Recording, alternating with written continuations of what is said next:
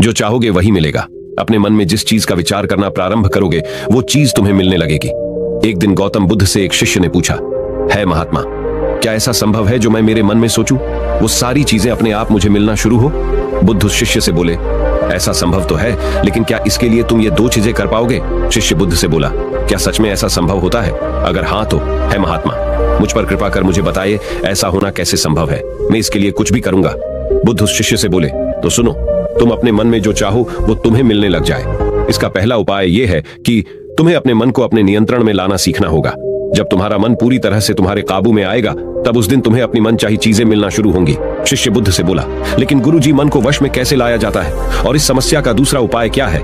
बुद्ध शिष्य से कहते हैं, मन को वश में लाने का सबसे पहला और महत्वपूर्ण उपाय अपने इंद्रियों को संयमित करना होता है। तुम्हारे पांचों इंद्रियां जब तुम्हारे वश में होंगी तभी तुम अपने मन को वश में करने में कामयाब हो पाओगे।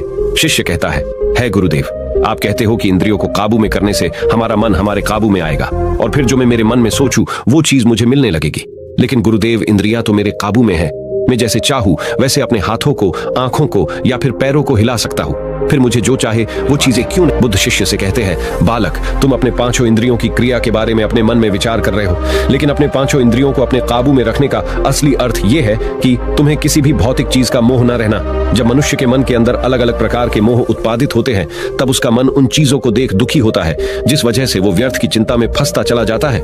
वही जिस इंसान का मन अपने काबू में होता है, ऐसा व्यक्ति प्रकार के मन के छलावे में न फंसकर अपने लक्ष्य की ओर अग्रसर होता है और वही व्यक्ति जीवन में आगे जाकर अपने लक्ष्य को पूरा कर जीवन में सफल बन पाता है। शिष्य कहता है महात्मा, मन को वश में करने का सही उपाय क्या है? किस प्रकार मैं अपने मन को अपने वश में ला सकूंगा? और गुरुदेव, दूसरा उपाय क्या है जिससे मैं अपनी मनचाही चीजों को पा सकता हूँ? बुद्ध शिष्य से कहते हैं, तुम्हें अगर अपने मन को वश में करने का उपाय पता करना है तो तुम सामने दिख रहे पेड़ के नीचे 1 महीना हर दिन 2 घंटों के लिए मौन रहकर ध्यान करना। जैसे ही तुम्हारे इन 30 दिनों का सफर खत्म होगा वैसे ही तुम्हें अपने मन को काबू में करने का उपाय मिल जाएगा। जिस दिन तुम्हें अपने मन को काबू में करने का उपाय पूरी तरह झांत हो गया, उसी दिन से तुम अपने मन में जिस भी चीज का विचार करोगे वही चीज तुम्हें प्राप्त होना शुरू होगी। अगर तब तुम पैसे के बारे में या फिर संसार में मौजूदा किसी भी चीज के बारे में अपने मन में विचार करते हो तो वो विचार तुम्हें अपनी मनचाही चीज को प्राप्त करने में तुम्हारी मदद करेगा। पर इसके लिए तुम्हें अपने मन को वश में कर पाना अत्यंत जरूरी है। जब तुम अपने मन को वश में कर लोगे तभी मैं तुम्हें दूसरे उपाय के बारे में बताऊंगा। शिष्य बुद्ध को प्रणाम कर कहता है, ये तो काफी आसान कार्य है। 1 महीना ही क्या, मैं 1 साल तक 2 घंटे उस पेड़ के नीचे बैठ सकता हूँ। आप मुझे आज्ञा दे, कल से ही मैं ध्यान में बैठने के लिए तैयार हूँ।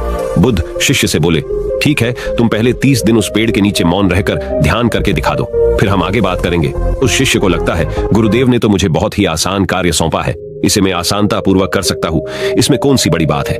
1 महीना पेड़ के नीचे ध्यान ही तो लगाना है, इसे मैं आसानी से कर सकता हूँ। शिष्य दूसरे दिन गौतम बुद्ध को प्रणाम कर उस पेड़ के नीचे मौन रूप से बैठ गया। 3-4 दिन तक ऐसे ही चलता रहा। शिष्य हर दिन बुद्ध के पास जाता, उनको प्रणाम करता और उस पेड़ के नीचे जाकर मौन रूप से ध्यान करना प्रारंभ करता। लेकिन जब छठे दिन रोज की तरह शिष्य उस पेड़ के नीचे बैठने जाता है तब उस समय उसका मन बेकाबू होने लगता है। उसके मन में अलग अलग चीजों के विचार आना शुरू होते हैं। उसने अब तक जिस लोगों से बुरा बर्ताव किया, अपने साथ गुरुकुल में पढ़ रहे भाइयों को उसने हर बार कैसे मूर्ख बनाया और अपनी तारीफ करने के लिए गुरुजी को कब कब झूठ बोला, इन सारी बातों के विचार उसके मन में उत्पादित होने लगे, जिससे उसका पूरी तरह ध्यान में मन लगना बहुत ही मुश्किल होने लगा। थोड़े दिन बीते, आज उस शिष्य का मौन रहकर ध्यान करने का 17वां दिवस था, लेकिन उसके मन में बार बार आते हुए गलत विचार उसे ध्यान को ठीक से करने नहीं दे रहे थे। इसके लिए उसने मन में निर्णय किया, मैं इस समस्या का हल गुरुदेव से पूछता हूँ, उन्हें इसका हल जरूर पता होगा। 18वें दिन शिष्य के मुंह पर आ रहे भाव देखकर बुद्ध पहले ही समझ चुके थे कि आज ये सिर्फ प्रणाम करने नहीं अपितु किसी समस्या का हल पूछने आया है। शिष्य बुद्ध के पास जाता है और कहता है महात्मा, आपके बताए अनुसार मैं हर रोज 17 दिनों से नीचे ध्यान लगाने बैठ जाता हूँ। शुरुआती दिनों में मैं जब ध्यान लगाने बैठता था तब मेरा मन पूरी तरह लगता था, लेकिन अब उस पेड़ के नीचे जब मैं अपना ध्यान लगाने बैठ जाता हूँ तब मेरा ध्यान अच्छे से नहीं लग पाता। मेरे मन में अलग अलग प्रकार के विचार आते हैं। जो विचार मुझे आते हैं उनके बारे में सोचकर मुझे अपनी सोच के ऊपर गुस्सा आने लगता है। मैंने अपने गुरु भाइयों के साथ कितना गलत किया, कितनी ही बार मैंने आपसे प्रशंसा के खातिर झूठ बोला। इन सभी गलतर विचार मुझे अंदर से ही मैं अब तक कितना गलत था इस बात को उजागर करते हैं, जिस वजह से मेरा ध्यान पर मन लगना। तो दूर में ध्यान करते समय इन्हीं विचारों से झुंझता रहता हूँ। है महात्मा, मुझ पर कृपा करें और मुझे इन गलत विचारों को अपने मन से पूरी तरह खत्म करने में सहायता कीजिए।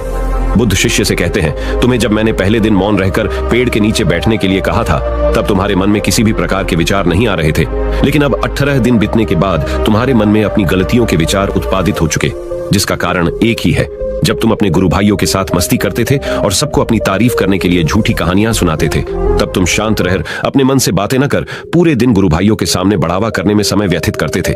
लेकिन जब तुम्हारे अपने अंदर अपने मन से बातें करना प्रारंभ किया तो तुम्हें अपने आप ही अपनी गलतियों के बारे में विचार आने शुरू हुए, जिसका कारण एक ही है। व्यक्ति अपने आप से किसी भी सवाल को पूछता नहीं है। लोग शांत रहकर खुद से बात करना पसंद नहीं करते और दूसरों से अपनी समस्याओं का हल पूछकर उदास होते हैं। जब इंसान अपनी किसी भी प्रकार की समस्या का हल शांत रहकर अपने आप से पूछता है, तब उस वक्त उस व्यक्ति की बुद्धि खुद ब खुद उस समस्या को हल करने का रास्ता उस इंसान को बताना शुरू करती है। जब तुम अपने आप से बातें करना प्रारंभ करते हो, तब तुम्हें खुद की अच्छाइयां और बुराइयां दोनों दिखना शुरू होती है, जिसका फायदा तुम्हें भविष्य में होना शुरू होता है। यानी जब तुम्हें अपनी गलतियां दिखती, तब तुम उन पर शांति से काम कर अपने आप ही आगे बढ़ना शुरू कर देते हो, जिस वजह से तुम अपने मन में जिस भी चीज को सोचते हो, उस चीज को प्राप्त करने का रास्ता तुम्हारी बुद्धि तुम्हें दिखाना शुरू करती है। बौद्ध कहते हैं, इसलिए मैंने पहले ही दिन तुम्हें बताया था, जैसे जैसे तुम शांत रहकर अपने मन से विचार करना शुरू करोगे, वैसे वैसे तुम्हें अपनी मन चाही चीजें मिलना प्रारंभ होंगी। बुद्ध शिष्य से बोले, गुरुदेव, आपने मुझे दूसरा उपाय बताने का भी वादा किया था। मुझे लगता है वो उपाय इससे आसान होगा। कृपा कर मुझे दूसरा भी उपाय बताइए। बुद्ध शिष्य को बोले, मैं तुम्हें दूसरा उपाय तुम्हारे 30 दिन पूरे होते ही बता दूंगा। शिष्य बुद्ध को निराशा भरी नजरों से देखता है और वहां से चला जाता है।